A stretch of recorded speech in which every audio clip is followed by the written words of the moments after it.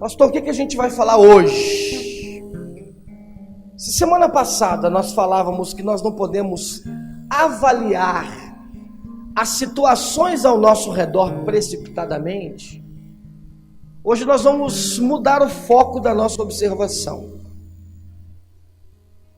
Você não pode olhar para o exterior, para as pessoas, para as situações e sair tomando juízos precipitados. Se aquilo é bênção, se aquilo não é bênção, se aquilo é bom, se aquilo não é bom. Aliás, semana passada nós aprendemos aqui que nós temos que mudar um pouco essa nossa mentalidade do que é estar bem. Não é verdade, querido? O que é estar bem para você?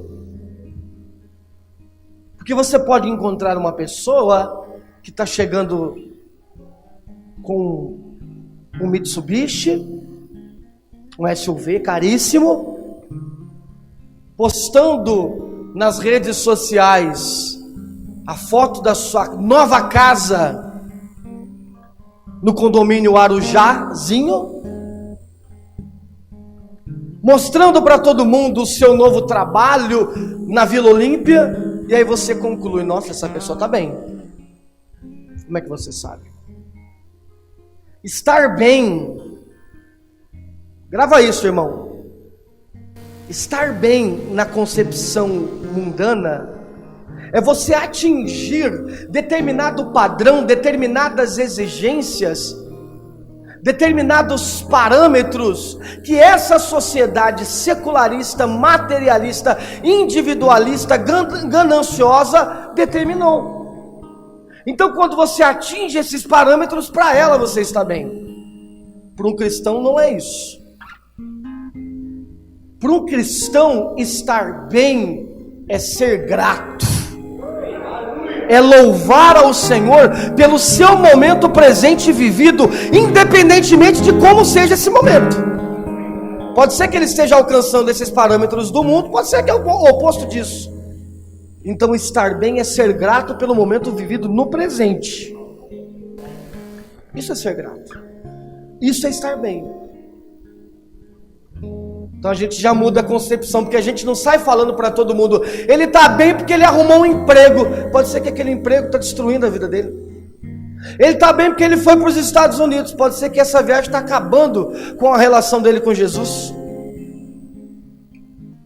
Então isso é muito individual. Não dá para sair tomando decisão precipitada.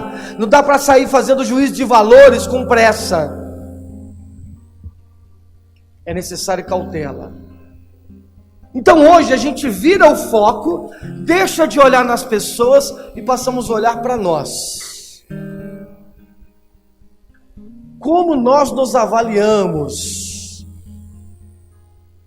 perante tudo isso que está aí no mundo? Então, uma avaliação correta do nosso caráter nos ajuda a explicar e a compreender as disparidades, as desigualdades da providência divina. Por exemplo, eu vi uma pessoa dizendo assim: onde está Deus? Porque Deus permite um jovem morrer, uma jovem morrer. A pergunta que eu te faço é: você acha que se você estivesse no lugar de Deus, você faria melhor do que isso? Quem você acha que é para saber o que é melhor e o que não é melhor? Você não sabe nem se vai estar vivo amanhã. Você não sabe escolher nem entre chocolate de morango e chocolate de... Aliás, sorvete de chocolate de morango ou chocolate de chocolate, né? Sorvete de chocolate e sorvete de morango. Aliás, você é incapaz até de escolher um filme na Netflix. Ou não é? Quem gasta mais que 1 minuto para escolher um filme? Não, 1 minuto eu fui muito... Quanto tempo aí? Dá umas 3 horas para escolher um filme, não é? Aí quando você põe, você dorme. De tão ruim que era. Eu, como no meu caso, sou conservador, então eu só assisto a mesma coisa, Breaking Bad. Já é a 9ª vez, eu acabei ontem, já estou começando segunda de novo. A 9ª vez que eu assisto. Acho que eu estou precisando de psicólogo, irmão, porque eu estou meio... Amém? Vamos ler um pouco Eclesiastes, gente? Vamos lá.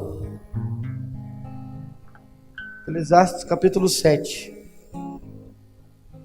Show, hein? Capítulo 7. Lembra qual versículo nós paramos? Nós paramos no versículo 15, então nós vamos ler a partir do versículo 16. Eclesiastes 7:16. Diz assim: não sejas absolutamente justo, nem exageradamente sábio. Afinal, por que deverias destruir a ti mesmo e morrer tão cedo? Difícil explicar isso, né? Mas vamos tentar. Entretanto, não seja mal demais e nem insensato demais. Por que apressarias o dia da sua morte? É bom e saudável que agarres. Eu vou ler um pouquinho mais rápido, porque senão vai demorar muito se eu for nessa leitura quase que infantil, né? Então eu vou ler um pouquinho mais rápido, tá? É bom e saudável que agarres um conceito sem soltar o outro, pois aquele que ama a Deus saberá encontrar o melhor de ambas. A prática da sabedoria torna-o sábio, mais poderoso que uma fortaleza guardada por 10 valentes. Contudo, não existe um homem tão justo sobre a face da terra, que saiba fazer o bem sem jamais pecar. Olha aí, ó. Isso aqui é frase digna de ser compartilhada, hein? Não existe um justo sobre a face da terra que saiba fazer o bem sem jamais pecar. Não dê muita atenção a todas as palavras que dizem sobre ti, assim não te decepcionarás ouvindo teu próprio servo te amaldiçoar. Opa! Porquanto em teu coração sabes também que tu já falaste mal dos seus companheiros muitas vezes, né? Então às vezes você fica, poxa, tal pessoa já falou isso de mim? Não acredito. Mas você também fala dos outros, então tá elas por elas, entendeu? Porquanto em teu coração, todos esses conceitos analisei criteriosamente mediante a sabedoria e pensei, estou decidido a tornar-me sábio, mas logo notei que a sabedoria está fora do meu alcance. Grave isso, a sabedoria está fora do meu alcance. A realidade e a verdade estão muito distantes, incompreensíveis e profundas. Que ser humano terá a capacidade de descobri-las? Por esse motivo, em meu coração, dediquei-me a conhecer e raciocinar e pesquisar o saber e a razão de ser de tudo o que há, para compreender a própria insensatez e malignidade e a loucura da impiedade. Descobri que a mulher que age como armadilha, cujo coração é uma total cilada, e as mãos correntes ardilosas, é mais amarga do que a morte. O homem que deseja agradar a Deus fugirá dela, mas o que tem prazer no pecado, este será presa fácil. Então declara Correlete, o mestre: eis o que descubro ao examinar, tema por tema, a fim de chegar a uma correta conclusão. Vamos lá. Sim, durante essa minha busca ainda inconclusa, entre 1000 homens encontrei apenas um que considero justo. Todavia, entre as mulheres não achei uma sequer. Olha a conclusão dele. Sendo assim, eis a única conclusão a que cheguei. Essa é a conclusão para nós hoje. Deus criou o ser humano justo, mas esse se deixou envolver por muitas astúcias, por muitos segredos e ilusões. Amém, queridos? Salomão inicia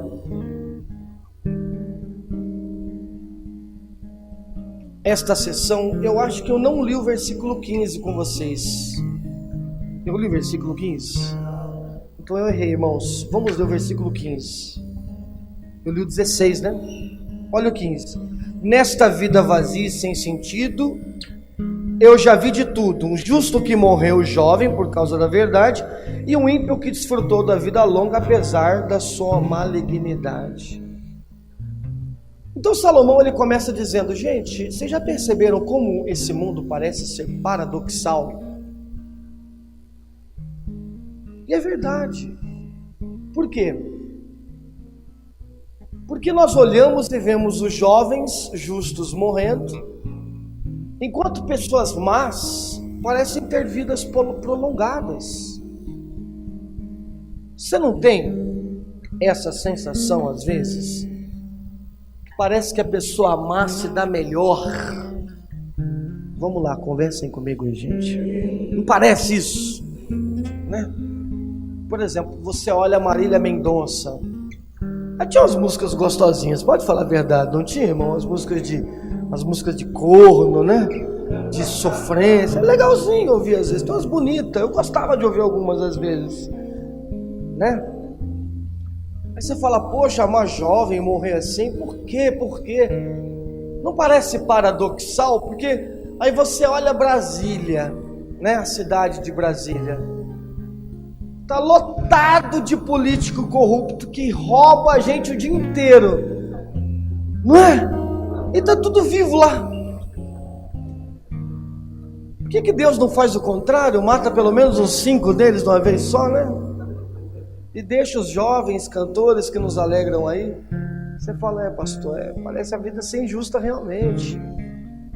Isso é um paradoxo. Parece que a pessoa boa se dá mal, e aí o cara ímpio, o cara louco, o cara perverso, corrupto, como você queira qualificá-lo, parece que está aí vivendo.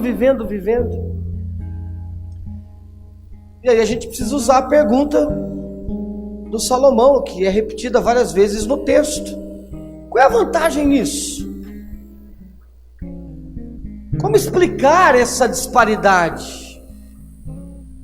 E aí que está o problema, porque diante dessa confusão, porque isso é uma confusão, diante dessa confusão, nós vemos algumas pessoas se perguntando: então onde está Deus?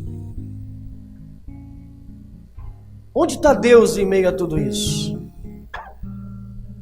Você já viu essa pergunta formulada algumas vezes? Se Deus existe, por que isso está acontecendo? Para Salomão, e ele destacou isso no versículo 9, está muito claro: a culpa desse mundo paradoxal e confuso é unicamente e exclusivamente do homem. O problema do mundo não é que ele veio com defeito de fábrica, Deus errou no cálculo, mas foi o homem que se meteu em astúcias. Foi o homem que se meteu em segredos. Foi o homem que se meteu em aspirações equivocadas. E aí está a questão: nós queremos culpar Deus pelas mazelas do mundo, porque afinal foi Ele que fez o mundo, não foi? Então por que existe isso? Mas a questão é: fomos nós quem decidimos ir atrás dos caminhos tortos. A serpente disse isso para o homem: é melhor você ser autônomo. E é interessante, né? Porque as pessoas vivem falando de livre-arbítrio, eu posso fazer o que eu quiser, eu posso fazer o que eu quiser. Aí quando as coisas dão errado, elas se perguntam: mas cadê Deus? Mas você não era autônomo? Você não tinha livre-arbítrio? Você não podia fazer o que você bem entendia? Agora você está perguntando onde está Deus? A filha do Billy Graham foi convidada para um programa, para um talk show, nos Estados Unidos, depois do acidente de 11 de setembro, do atentado de 11 de setembro. Em rede nacional, muita gente assistindo, Billy Graham, o cavaleiro da palavra, aquele grande televangelista americano, que orou por muitos presidentes, e ela é perguntada pelo apresentador: vem cá, onde é que estava Deus no dia 11 de setembro? E ela, com muita sabedoria, começou a falar: nossas escolas tiraram as Bíblias de suas bibliotecas. Nossa sociedade tem distribuído revistas com mulheres e homens nus, aceitado o secularismo em todos os aspectos, desejado ser como o mundo, excluído Deus de suas relações. Ela começou a citar ali uma série de exemplos claros do comportamento americano que tentava excluir Deus da sua vida. E ela conclui: e agora a sociedade vem perguntar onde está Deus? Ele está no mesmo lugar de sempre. Mas a pergunta é: onde vocês estão? Amém, queridos? E essa é a resposta de Salomão: todos são perversos e fogem de Deus. Isso fica tão claro, querido, porque a gente se indigna quando alguém fala da gente. Mas se você for pesar e medir em balanças fiéis, você vai ver que na maioria das vezes você é muito mais cruel com os outros do que as pessoas são com você. Isso não é verdade, queridos? Somos perversos, fugimos de Deus. Então esse mundo aí está cheio de perigo por conta dos nossos pecados. E aí a gente olha e observa que todos estão perdidos no meio da multidão. Nos versículos 27 e 28, parece que Salomão foi ofensivo às mulheres. Mas espera lá, aquele cara que falou que você tem que gozar a vida com a mulher que ama, que tanto elogiou a mulher em algumas partes de Eclesiastes, não poderia ser um misógino. Não, Salomão não era um homem machista. Nós temos que observar este trecho de Eclesiastes, levando em consideração o momento que ele estava vivendo. E Salomão estava nesse período debaixo de um jugo de imoralidade, de afastamento de Deus. Por isso, quando ele retrata essa mulher, ele está falando da sua própria experiência, de um cara que encheu o seu palácio com 1000 mulheres, tinham homens também, que experimentava de tudo, e que de repente olha para tudo aquilo e diz: meu Deus, está todo mundo perdido aqui. Isso aqui é loucura. Então quando ele fala que entre as mulheres e os homens ele não encontrou nenhum justo, aliás, apenas um, nós podemos olhar isso com um olhar cristocêntrico e também profético. Da mesma forma em que Deus olha para a terra e não vê um justo sequer, ou melhor, apenas um justo habitou sobre a terra, e ele foi o Emanuel, ele foi Jesus. Essa é uma boa forma de olhar para esse texto. Ou também nós podemos olhar para esse texto e enxergar que enquanto Salomão tentava encontrar a resposta para a vida, para a felicidade, naquele estilo hedonista do qual ele estava vivendo, aquilo só trazia confusão, só o deixava perdido no meio da multidão. Mas quando a sua compreensão muda e ele passa a olhar para si, ele deixa de lado aquele glamour mundano e ele concentra em si, Então ele começa a encontrar a saída para aquela vaidade, para aquela ilusão do qual ele se encontrava. Amém, queridos? O nosso problema é que nós buscamos a solução em inúmeros padrões que nos deixam confusos. Nós ficamos confusos, não porque nos faltam tentativas humanas, pelo contrário, porque são muitas as tentativas humanas e todas elas nos frustram. Quem tem um pouquinho mais de idade percebe isso no campo político. Quantas vezes você já votou num candidato achando que agora vai, mas não vai? E todo ano tem de novo, não é verdade? E sempre aparece um novo. Lembram do Maluf? Esse é o bom, rouba mais faz. Aí veio outro, Dória, gestor, avança, esse é bom. Aí veio o Lula, defende os pobres.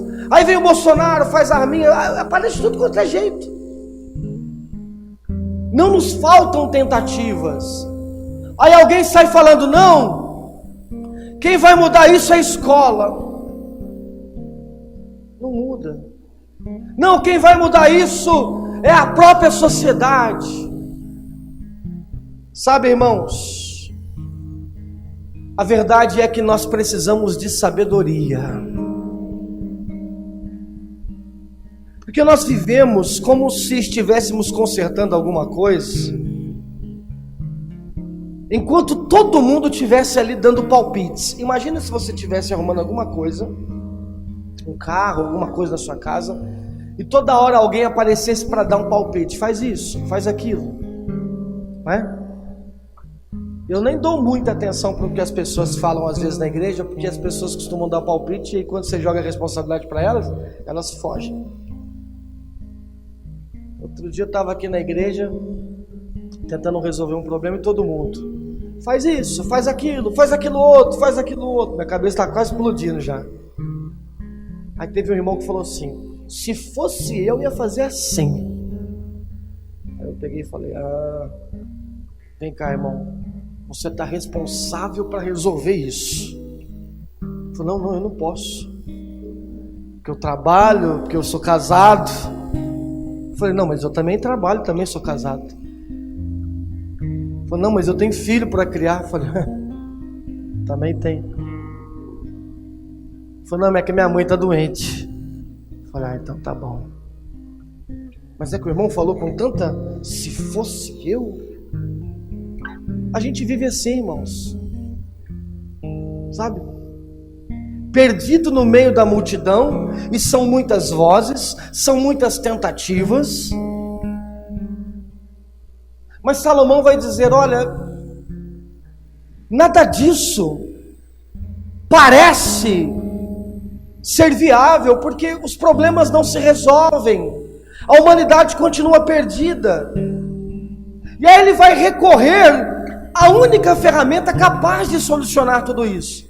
E ele vai dizer, é a sabedoria.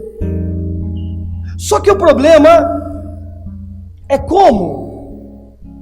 Porque o próprio Salomão vai dizer que ninguém pode alcançar a sabedoria, que ninguém pode encontrar os tesouros do conhecimento, porque nós estamos limitados pela nossa condição de criatura. Somos parte de uma humanidade manchada, de uma humanidade que está permeada pela confusão. Então a gente fica tentando procurar solução, mas as pessoas que querem ter sabedoria para trazer solução também são manchadas pelo pecado. Quando você olha para o STF, o Supremo Tribunal Federal, a impressão que dá que possuem 10 magistrados perfeitos, que podem tomar decisões, melhor dizendo, pelo país como se fossem o quê? Iluminados. Mas tem juiz lá que já se envolveu com facção criminosa, que tem dinheiro escondido, que come lagosta de R$1.000 com o dinheiro do povo. Você fala, opa, então até aqueles supostos homens ilustres que alcançam a sabedoria são manchados pelo pecado. E é aí que Salomão, vamos entrar na parte difícil, Salomão vai nos aconselhar contra a sabedoria dividida, a sabedoria extrema, que é quando ele diz, então não seja justo demasiadamente aos seus próprios olhos, também não seja louco, ímpio demasiadamente. Pastor, o que é isso? Se é uma defesa do pecado, pecar um pouquinho pode? Que outro dia o irmão falou assim, pastor, é pecado colocar gato, net, em casa? Falei, para que você quer fazer isso, irmão? Ah, porque pagar a televisão está muito caro. Quanto que é o gato net, irmão? R$300 aparelhinho, pastor. Compra também. Desbloqueia tudo, pega até R.R. Soares. Falei, então deve ser bom, hein? 300 conto, pega canal árabe, tudo quanto é coisa. R$300, irmão, 300. E aí, pode ou não pode, irmãos? Ai, meu Deus do céu. Mas para que você quer pôr? Não, porque a Bíblia fala que não é para ser demasiadamente justo. Então, pagar um quebrinho, Silvana? Passar na prova, hein? Habilitação 1.200, né, senhor? 1.500 quebra. Vou nem ver meu irmão pagar. Eu dou as costas na hora lá. É porque a Bíblia fala, não seja demasiadamente justo, né? Nem muito ímpio. Calma, irmãos. O que Salomão estava querendo dizer com isso tudo? Encontrei uma definição do livro Eclesiastes, onde o Kaiser diz assim, presta atenção que eu vou ler. A recomendação de Salomão é a via média. Lembre-se que a sabedoria não pode resolver todos os problemas. Então, não se devote excessivamente à sabedoria. Isso é verdade. Nem tudo se resolve com a razão. Resolve? Tem coisa que você tem que resolver com o coração, né? Tem coisa que você não consegue nem resolver, né? Lembre-se também de que todos morrem. Então a busca pela perfeição não produzirá existência sem fim nessa terra, porque a gente acha que por ser justo, ser sábio demais, fazer tudo certo, a gente vai prolongar as coisas boas na vida. Nem sempre. Tem coisa que você faz tudo certinho, irmão, no final dá tudo errado, né? Isso acontece com receita. Você faz a receita e você fala, nossa, eu fiz tudo certinho, ficou tudo errado, ficou horrível, né? Outro dia inventei de fazer pizza na minha casa. Eu vou fazer, porque eu sou italiano. Você é italiano, pastor? Sou purinho. Só se olhar para mim aqui, ó, minha cara de italiano. Eu me imaginei rodando a pizza, cantando lá. Deu tudo errado, mano. O negócio ficou duro. Parecia que você estava comendo um tijolo. A Juliana achou que estava maravilhoso. Ela tinha tomado umas lá em casa, lá não sentiu, foi gosto de nada. Estava horrível. Falei, não, próxima vez eu peço ali na 14 bis, sei lá onde é o negócio lá. Não dá certo não, larga a mão, vamos fazer outra coisa. Vamos fritar bife mesmo, mais fácil.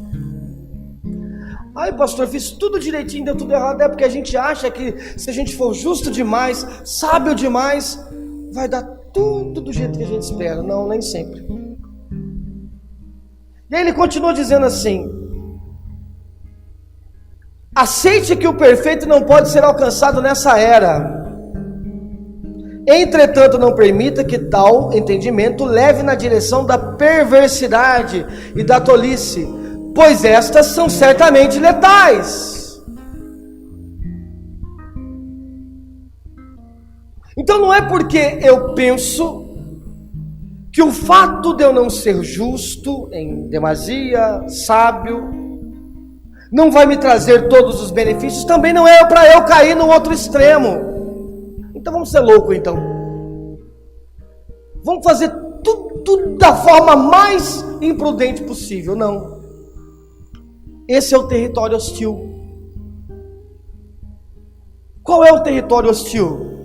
Viver emparedado por esses dois pontos, onde nós temos a tentação ou de se tornar um super crente, um super justo, ou um perverso, um ímpio. A justiça própria e a libertinagem são dois caminhos terríveis, que o Salomão vai nos aconselhar a melhor deixar isso. Porque se a gente for para qualquer um dos lados, nós morreremos. Imagine se você tiver que passar num corredor,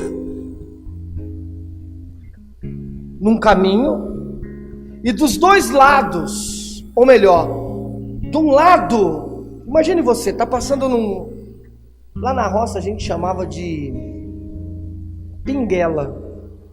Você sabe o que é pinguela, gente? Quem sabe o que é pinguela? Só a Silma e o Rodrigo sabem.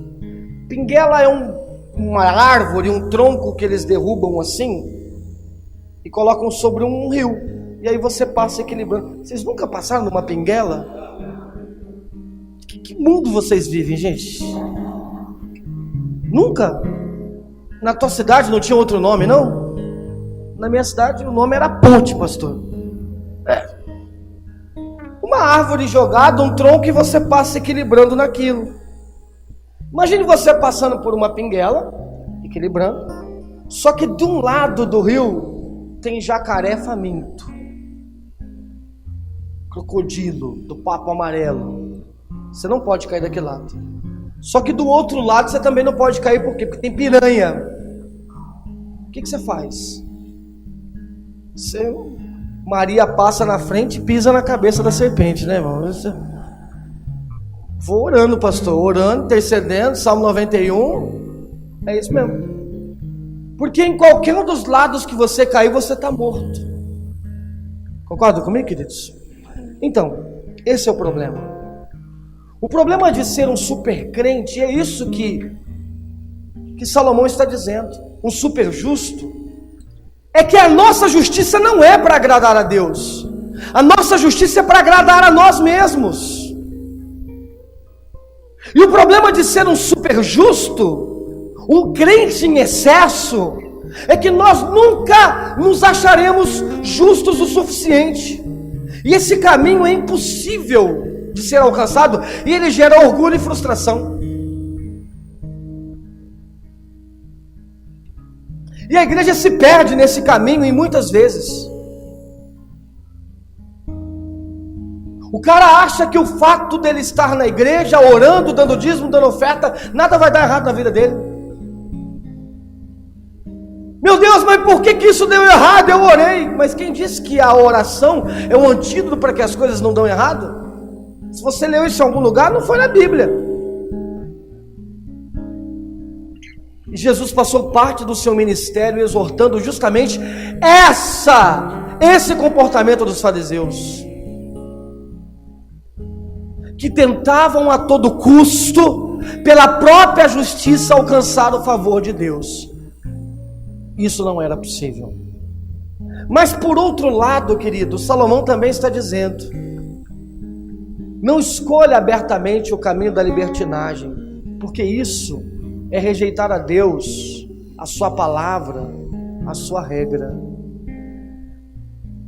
Então, deixa eu juntar todo o sermão até aqui para ver se você está entendendo. O mundo parece paradoxal. Tem muitas disparidades. Tem muitas complexidades. E aí todo mundo fica perdido com esse paradoxo do cosmos, do mundo. E quando se sentem perdidos, começam a tentar arrumar soluções. Por um caminho que eu chamo de sabedoria dividida. Porque aí um diz que tem que ser justo demais, o outro diz que não, que tem que ser completamente livre. E Salomão vai dizer: não. Nós precisamos encontrar uma sabedoria que não seja essa daí, ó, contaminada. Só assim a gente resolve o problema paradoxal do mundo. Mas como encontrar essa sabedoria? Porque o homem está com a sua vida manchada. Todos estão. Existe um único caminho. E Salomão falou desse único caminho. Ele disse: só um justo entre 1000 homens e 1000 mulheres. Podemos olhar isso, irmãos, em sua tipologia e tratar o número 1000 como a extensão de todos os homens, o infinito. Apenas um único caminho, um único homem pode nos fornecer essa sabedoria. Nós caímos na ilusão de achar que estamos indo bem no caminho que inventamos, e isso está complicando cada vez mais. Já percebeu que todos os caminhos que o nosso coração inventa para solucionar os nossos dilemas complica ainda mais, termina ainda em mais dilema? Já percebeu? O cara está com dilema na vida sentimental. Aí ele fala assim: arrumei uma solução agora para o meu dilema. Aí a solução que ele arruma traz um dilema pior que o que ele tinha. Já percebeu isso? Então, esse é o problema do nosso coração. Grava essa frase: caímos na ilusão de achar que estamos indo bem no caminho que inventamos. E cada vez mais tudo se complica. Irmãos, liberdade sem o caminho do Senhor termina em frustração. Libertinagem sem a regra de Deus termina em dissolução, em pecado. Justiça própria, ser o super crente, isso termina em simulação. O que tem de crente, irmão, super, que nunca peca, né? Que não fala nada de errado, que é tudo certinho, que não vai entrar no céu, você não tem ideia. Não é o Senhor que julga, não. Jesus falou, eu não sei quem é, mas vai ter. O cara vai chegar no céu até tentando discutir com Deus. Eu fiz milagre, eu expulsei demônio. Não está isso na Bíblia? Jesus vai falar assim, ó: qual é o teu nome? Você nem que está falando, filho. Pega o caminho de baixo ali, ó. Satanás, vai com ele lá, tchau. Credo, pastor, sim. Não, mas eu me achava super crente, irrepreensível, mas não era. Você também erra. Você também é pecador. Há um único caminho, e só esse caminho pode nos livrar desse impasse, desse mundo paradoxal, desse mundo tão difícil. E não tem mistério. Salomão falou dele aqui enquanto a gente lia. E qual é, pastor? Qual é esse caminho? Já foi ensinado: temer ao Senhor. Olha essa frase: temer ao Senhor é encontrar o caminho seguro que Ele providenciou para nós em Cristo Jesus. Amém? E não sou eu que estou inventando isso, a Bíblia diz isso. Quer ver? Leia comigo Colossenses capítulo 2.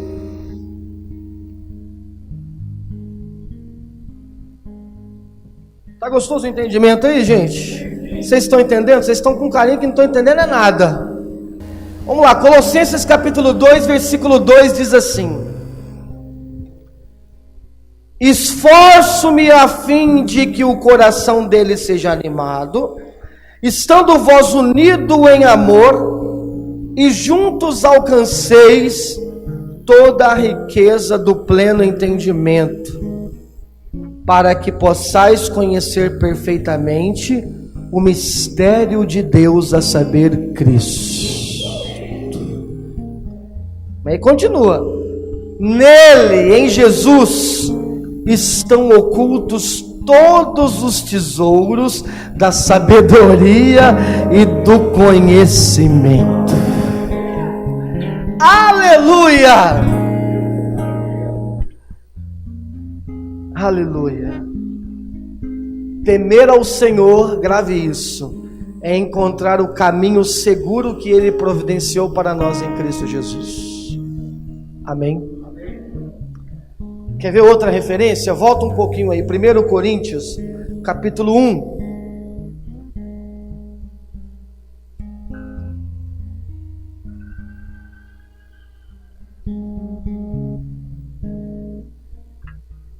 Primeiro Coríntios capítulo 1, versículo 23 diz assim: nós, entretanto, proclamamos a Cristo crucificado, que é motivo de escândalo para os judeus e loucura para os gentios. Todavia, para que os que foram convocados, tanto judeus como gregos, Cristo é o poder de Deus e sabedoria de Deus. Amém?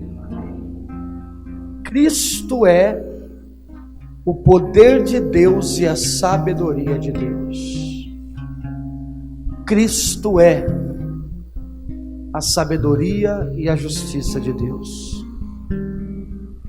É apenas em Cristo que nós encontramos a sabedoria que nos guiará diante desse mundo paradoxal. Não é perdido na multidão, não é ouvindo todo mundo, não é ouvindo muitas vozes, é ouvindo a Cristo. Amém, queridos? Não é acreditando no nosso super caráter, na nossa super fé, não é liberando geral, mas é em Cristo.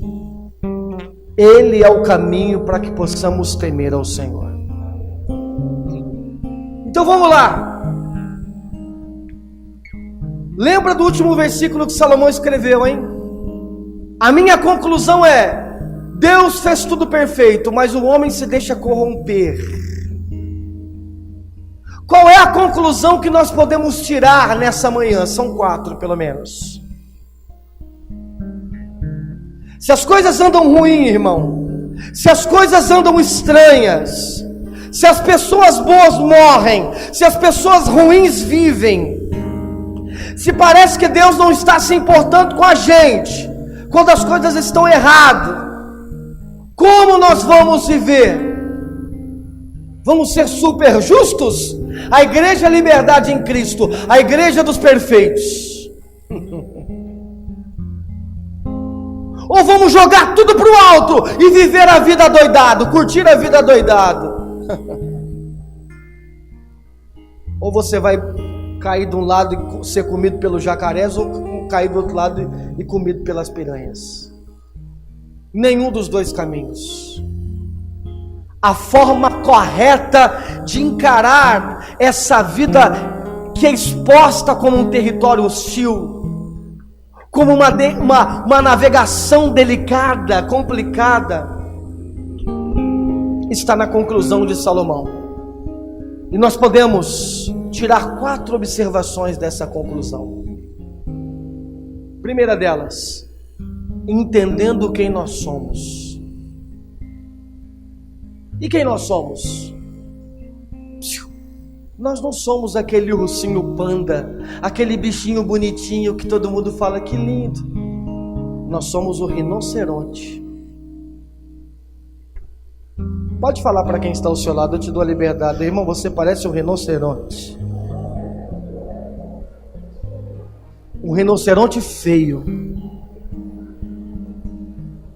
Por que um rinoceronte, pastor? Eu não estou tão acima do peso assim. Não é por causa disso. É porque o rinoceronte parece ser um bichinho bonitinho, não parece? Ah, como ele nada. Olha a bundinha dele. Olha como ele é bonitinho. Chega perto dele para você ver. É o bicho que mais mata no mundo. O que mais mata ser humano, vocês sabiam que o bicho que mais mata ser humano no mundo é o rinoceronte? É o rinoceronte. Eu sei disso porque eu assisto Richard Rasmussen todo dia. Eu sei de tudo dos animais. É o rinoceronte. Nós achamos que nós somos tão bonitinhos, somos tão honestos, somos tão certinhos. Irmão, você é contaminado pelo pecado. Você é aquele que complica tudo. E quem está dizendo isso é a Bíblia. Deus fez o homem justo, mas o homem se deixa corromper pelas coisas do mundo. E aí entra a música do Thales, lembra o Taleco? Lembra do Taleco, do Thales? Ele está aqui hoje de manhã. Levanta, dá um tchau pro pessoal, Thales. Está aqui na frente, ó. Dá um tchau, dá um tchau. Ele está aqui, ó. Lembra do Thales?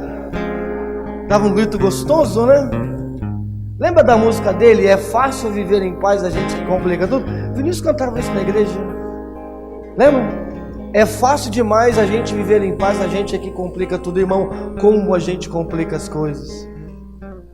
Ou não, eu estou mentindo, irmãos? Complicamos ou não complicamos? Nós complicamos tudo, não é? E olha o que a Bíblia fala sobre os complicadores da vida aí, ó. Jeremias 17:5.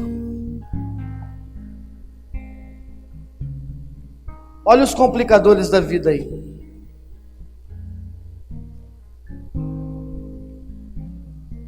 Como nós complicamos tudo, irmãos.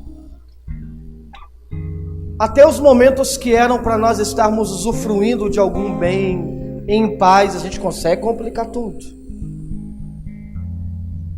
Jeremias 17:5.